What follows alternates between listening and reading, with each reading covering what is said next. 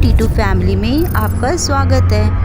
आज मैं आपको बताऊंगी अपने पैरट को टेम कैसे करें। अगर आपका पैरट आपसे डरता है तो उसे कंफर्ट दें ताकि उसे लगे कि आप उसको कोई नुकसान नहीं पहुंचाओगे।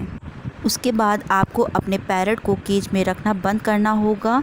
फिर आप अपने पैरट को 1-2 दिन तक जहां भी वह आपका पैरट बैठता है वहां पर उसकी फेवरेट फूड खाने को रखना होगा।